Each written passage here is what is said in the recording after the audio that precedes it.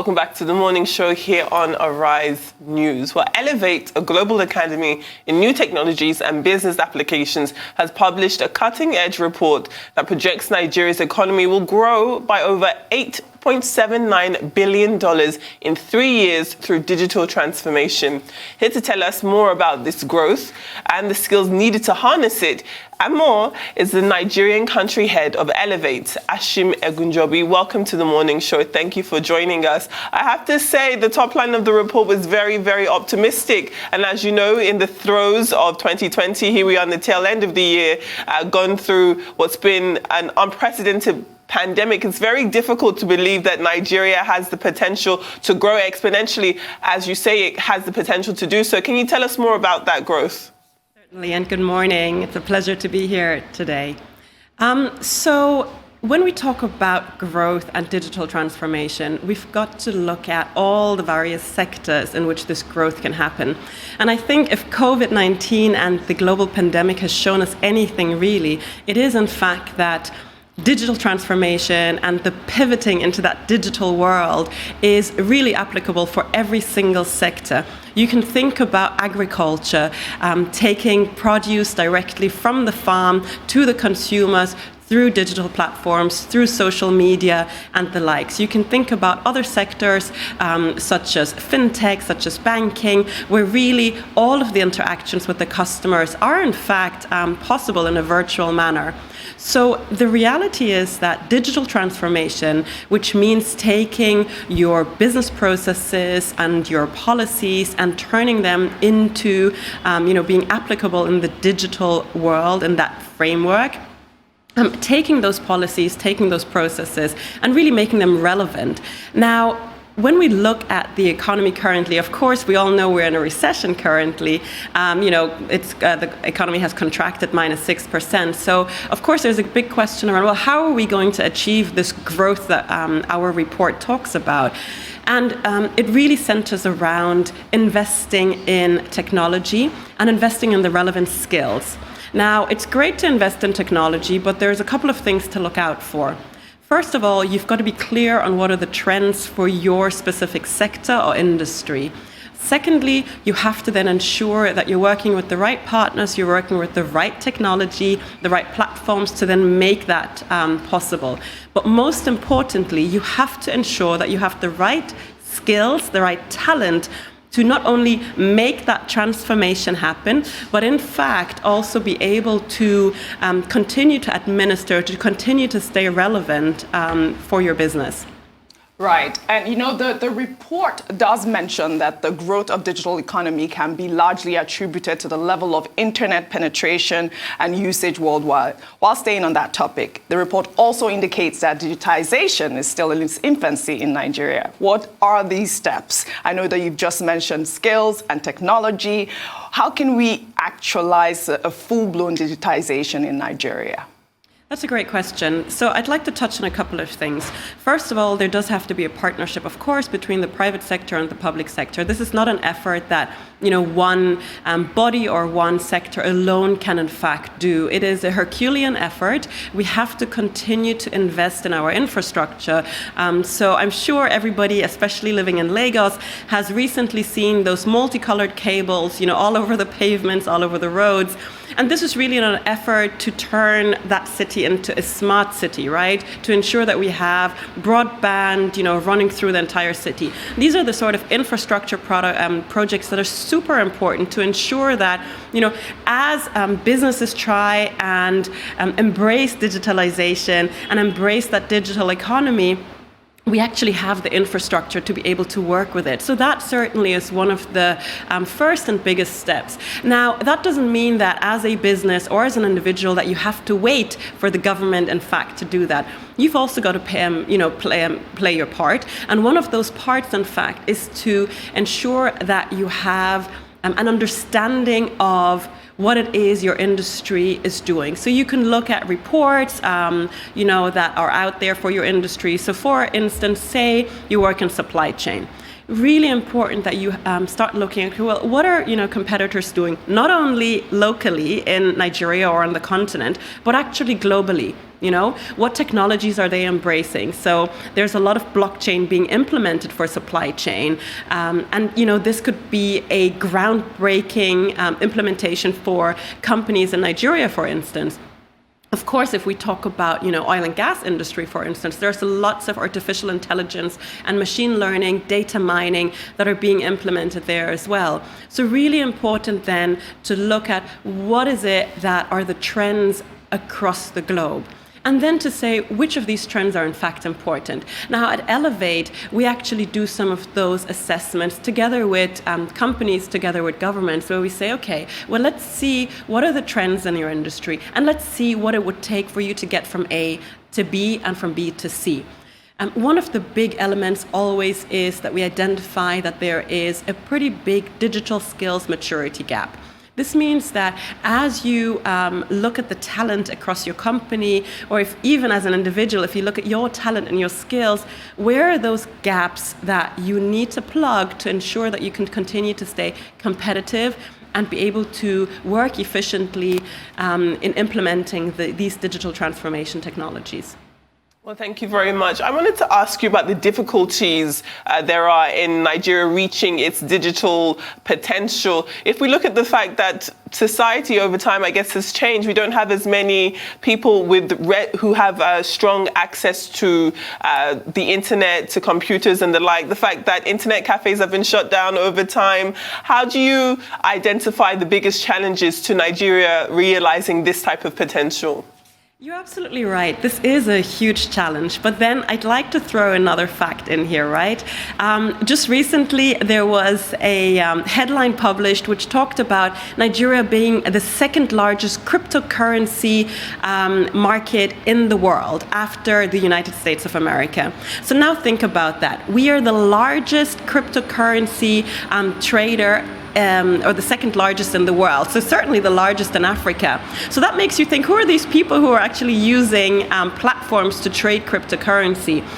Which of course then begs the question, how do they access data? How do they actually go onto these platforms to make it happen? And of course then also takes you into that question of internet penetration.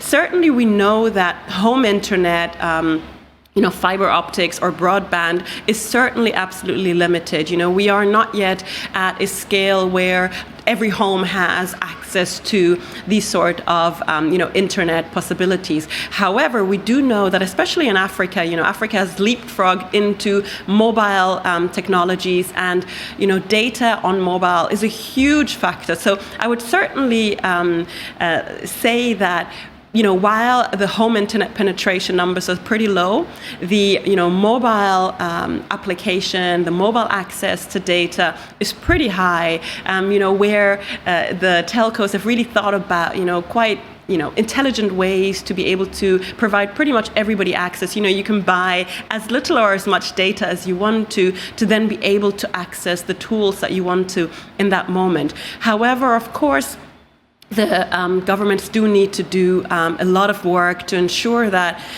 penetration is increased, and it starts with investing in ensuring that our schools, our children have access to the internet and to computer labs in their schools, that the teachers are trained to a level where they can in fact teach these kids, the basic computer skills, including to that, coding skills. There's lots of easy platforms these days for kids to use and, harness their coding skills, so that we can continue to build that, talent for the future to ensure that Nigeria will be as successful as it can be. Yes, I hope so too. Well, let's talk about the Digital India initiative, which was a flagship program launched by the government of India with a vision to transform India into a digitally empowered society. Now, can that model work for Nigeria, given the infrastructural challenge that you've just mentioned? I do believe that it can work, and I'll actually take you closer to home. Just a couple of hours flight from here, we have the beautiful country of Rwanda. And actually, that could be an example that is maybe something that people would feel a little bit more related to, because it's, on the same continent, it's in Africa. And actually from, a developmental point of view, from an infrastructural point of view, it certainly has similar challenges. Of course, it is a much smaller country, but, be that as it may, the government has really put forward a strategy to ensure that they increase digitalization across the country. 85% of school children in Rwanda already have access to computers in their schools with internet. They have, during the pandemic, pivoted their entire public sector system into the virtual world, and were really, or have been really able to continue to position themselves as not just a knowledge economy, but also a sort of ICT and innovation hub for the continent. And certainly I think that Nigeria actually has, probably even more possibilities to do that, because of the sheer size of the talent that we have here. We have incredible skills, incredible people who are, really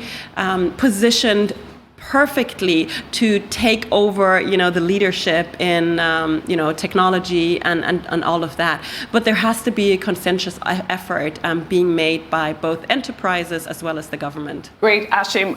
Would like to take a short break now, and when we come back, we'll continue on that conversation. Do stay with us.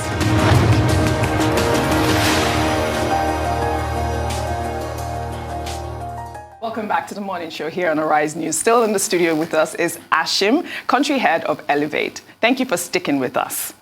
All right, I'd love for you to expand on the role of infrastructure in a digitally enabled economy.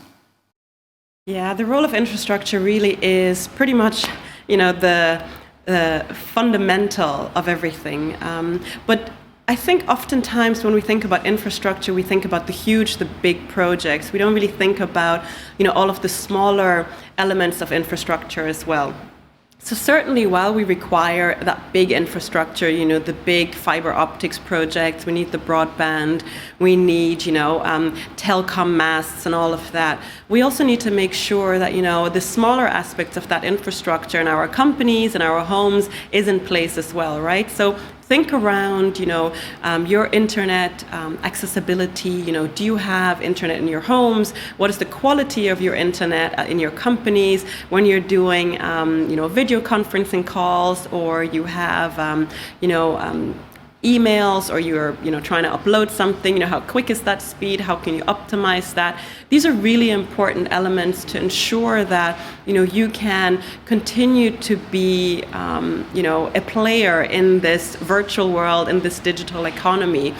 While the governments then can take care of those big projects. I do believe that the private sector will continue to come in and enter into these very important, kind of public-private partnerships where, we can build this infrastructure that we require. Well, thank you very much.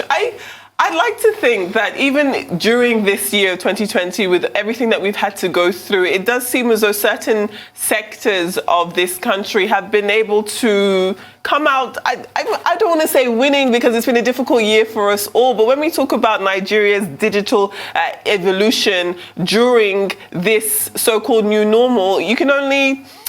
I'd imagine it's very easy to say that internet-based companies have been able to do quite well. The fact that beforehand you'd have people go from one country to another for just a 1-hour meeting, and now you can stay exactly where you are and switch on certain apps on your computer, on your phone, and have your online meeting. So would you say that this sector in particular, the digital sector, the internet sector, has molded itself as one of the winners in 2020, despite all of the negativity that has come as a byproduct of the pandemic?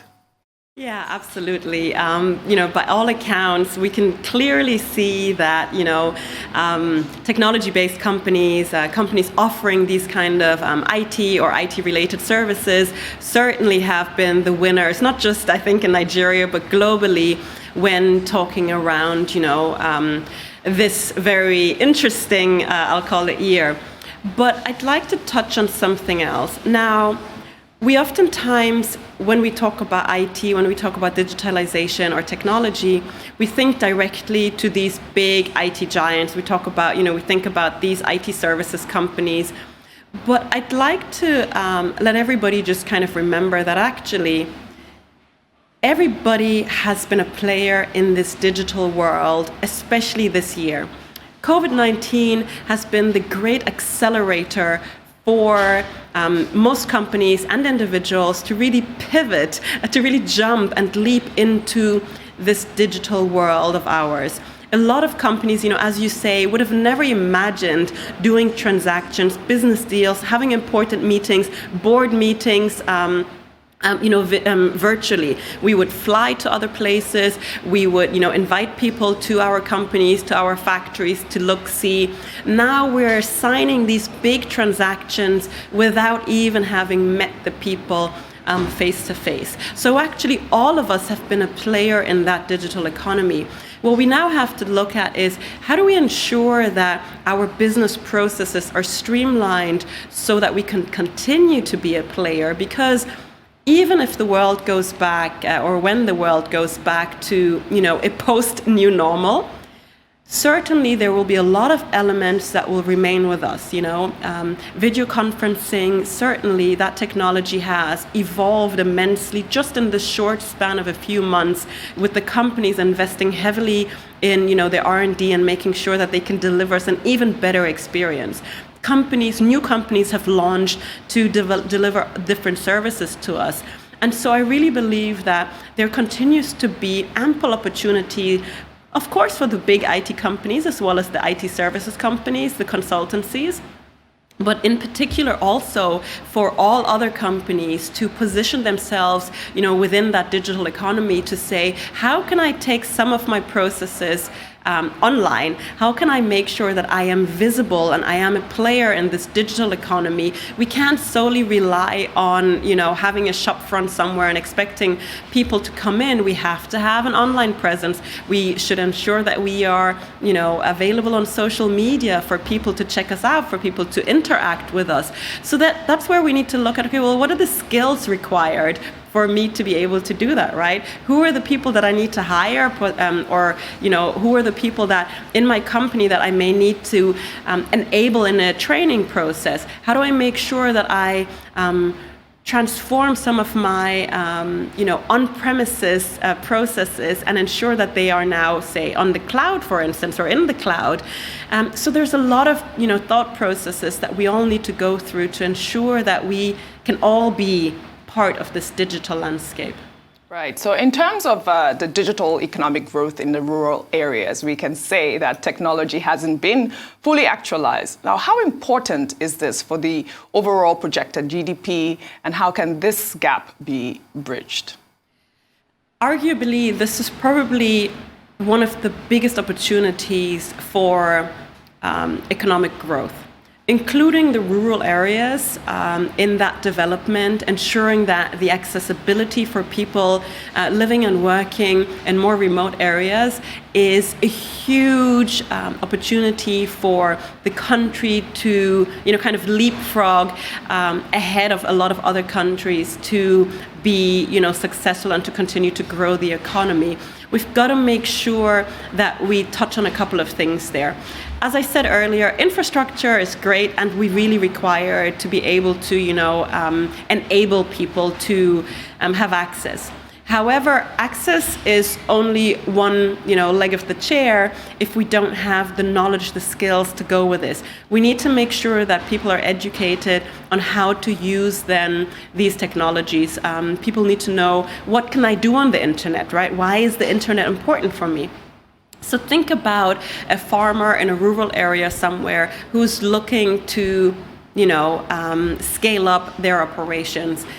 Being able to play in that digital economy would, tenfold, 100-fold the proceeds that this person or this corporation can make. But in addition to that, you can literally sit somewhere in Nigeria and be able to trade with people across the continent, across the globe. You can have business interactions with people who you may never meet if you don't, have access to the internet. And in addition to that, the internet also is, incredibly great for knowledge sharing, for providing us with experiences that, we won't be able to get by ourselves, because, we can watch videos of people doing things, we can watch interviews of people doing things. There's lots of free learning out there. We can get the fundamentals right, and then we can, go into more formal training or formal learning with companies that specialize, in these kind of things, like Elevate. Ashim, thank you very much for your time there. It is time for us to take a short break. When we return, we will continue our conversation with Ashim, talking about Nigeria's digital revolution. Please do stay with us.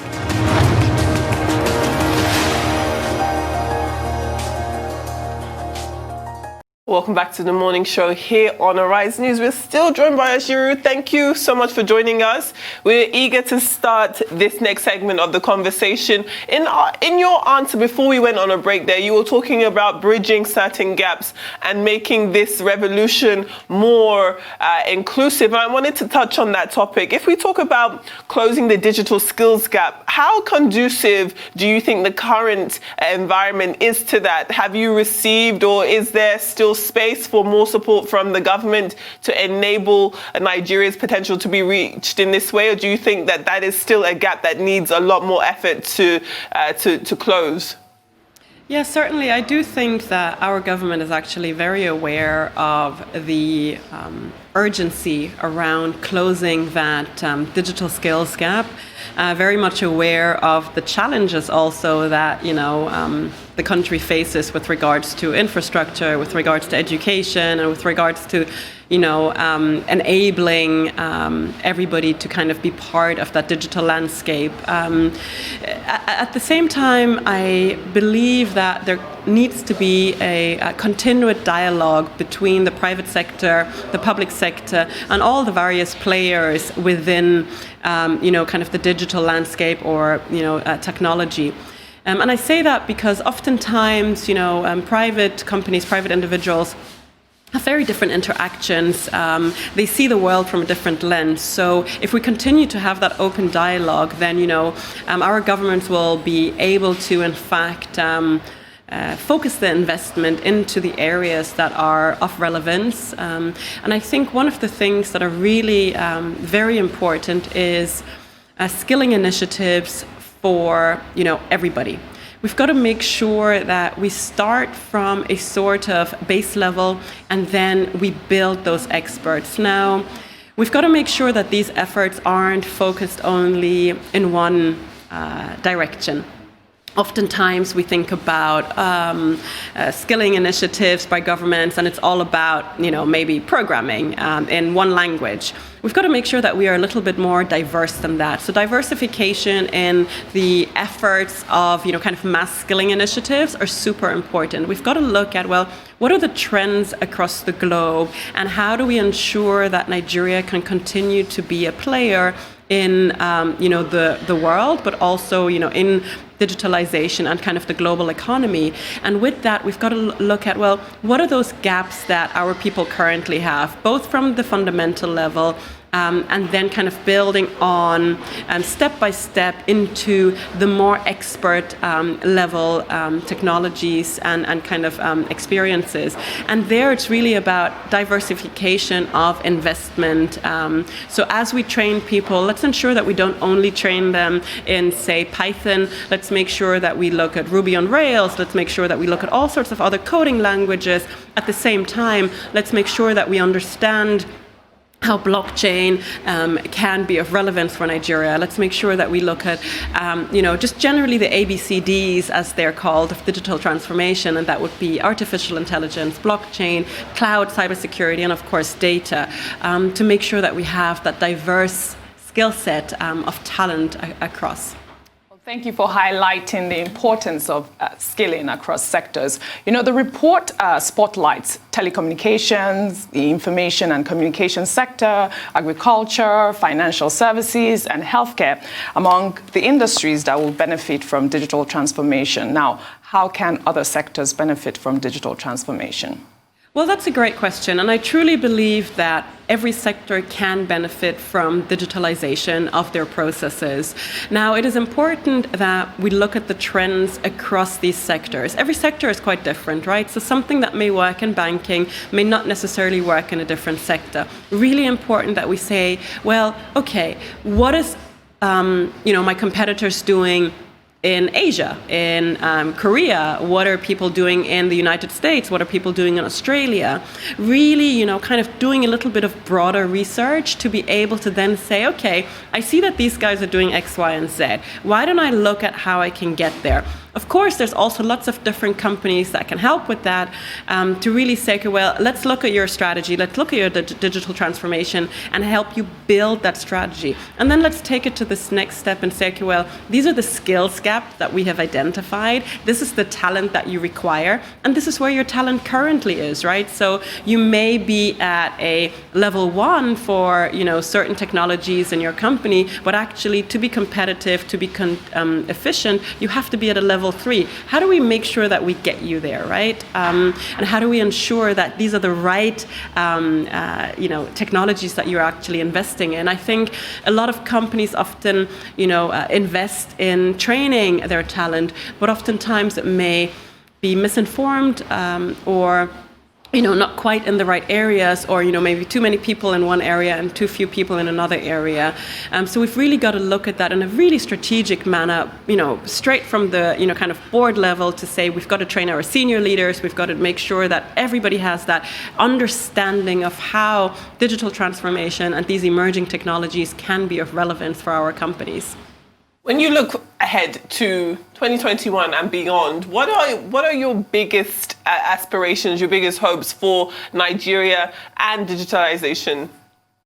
Well, my biggest hope certainly for Nigeria is that we turn the economy around and that we, record a sort of positive first quarter in the year, and then kind of improve that trend as we go along that year in FY21, and obviously close the year in positive. We've got to make sure that we get ourselves out of this recession. We've got to make sure that we, continue to invest. Really difficult, because you feel like, oh well, 2020 was a difficult year. Revenue streams weren't where they needed to be. How do I now take money to invest? Well, you got to spend money to make money, as we all know that saying. And certainly that's going to be one of the themes for 2021, where we have to in fact invest in the right areas, in infrastructure for our companies. The government has to continue to invest in infrastructure for the country, especially with regards to these technologies required, and companies have to do the same. But I do believe that 2021 will hopefully continue to see an opening of the economy across the world, with the trade channels being opened again, much more open. But I think that 2020 has all taught us the lesson that we can be part of the digital economy, the global digital economy. We can all be a player here, and sitting in Nigeria doesn't limit us, but actually it gives us a platform to the world. Great. Well, let's go back to COVID-19. Let's just assess the impact of COVID-19, which is, now a new normal. The companies have adopted that work from home model, among other things. In your assessment, what role has digitalization played during this period? Actually, that is a really interesting question, because arguably Nigeria was probably not placed very well for that COVID-19 impact when it comes to digitalization. A lot of companies actually struggled with the concept of work from home, simply because, and there we are at infrastructure again, their employees didn't in fact have the right infrastructure at home.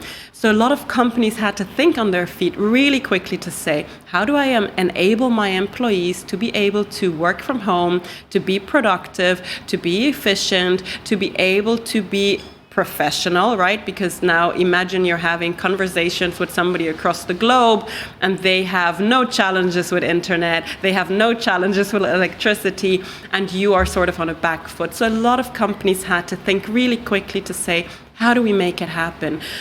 So I think one of the ways that we can look at that going forward is to already kind of forward think, right? To say, okay, let's assume we stay in this type of world. How do I make my processes more efficient? How do I make sure that my employees are in fact able to work from home successfully, professionally, and being really productive? What are the sort of tools that I need to give them? And these can be performance tools, these can be technology tools, sort of, dongles for them. These can, be infrastructural tools, sort of, how do I ensure that they have uninterrupted electricity? It's really important that we look at all of these sort of concepts to then ensure that not just our employees are successful, but we as a company, as a country, can be just as successful as our counterparts across the world. Let's talk about money. I know within the report, there was a bit that says that with adequate investment, appropriate investment, Nigeria's future is bright. Can you give us a bit more insight on what appropriate investment would be within the confines of this sector? Yeah, I mean, it's almost a question like how long is a piece of string? I think, for every company, adequate investment may look different. For every sector, even within the government, adequate investment may be something else. So I think it's more the question around what are we solving for, right? Where is that end goal that we're trying to get to? So it's almost like having an A, B, Z plan, okay? So not an ABC plan, but an A, B, Z plan to say, actually, I need to understand how I get from A to Z, Z being that end goal, right?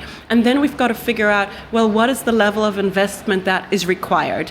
Then we take another step back and say, what is the level of investment that is the absolute, base need at this point to get us at least, somewhere down the chain? And then we've got to start making that investment. But really important that we make intelligent investments into the right avenues.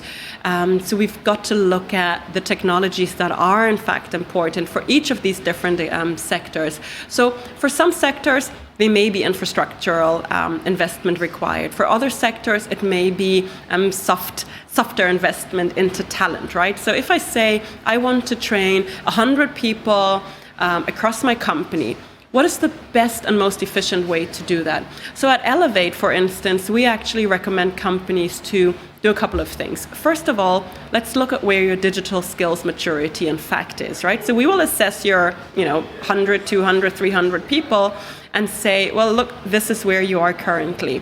Now, some of these people may require only base fundamental training. A lot of that is free, okay? So why not go and do some of that training for free on the internet? Lots of different places where you can do that.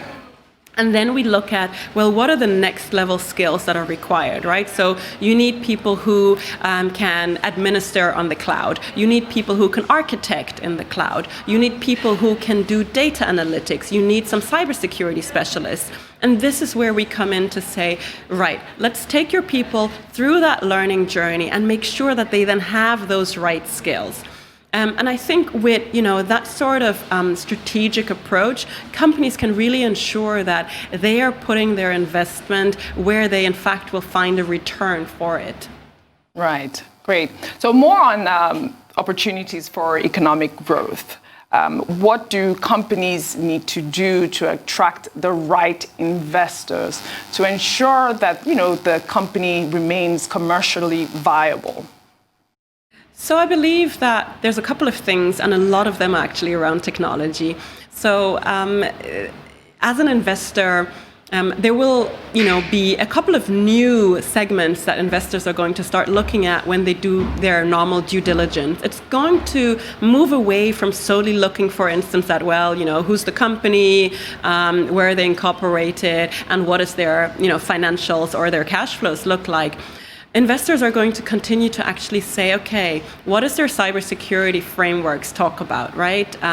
Do they actually have the sort of resilience to be a safe company to invest in, right? I want to know that if I'm putting money into a company, they've actually thought through this kind of value chain. Investors are going to continue to look at sustainability indexes, right? So as a company, how sustainable are you? Have you looked at your sort of carbon footprint? Have you thought about how to make your company more efficient? Work from home is a big one, utilizing technology, have you thought about video conferencing? Have you really ensured that you are set up as a company in the most efficient way? What is your real estate footprint, and are you utilizing that properly? Ashim, that's the perfect place for us to end this conversation. Thank you very much for your time there. That was Ashim Egunjobi, who's the country head of Elevate. Thank you very much for your time.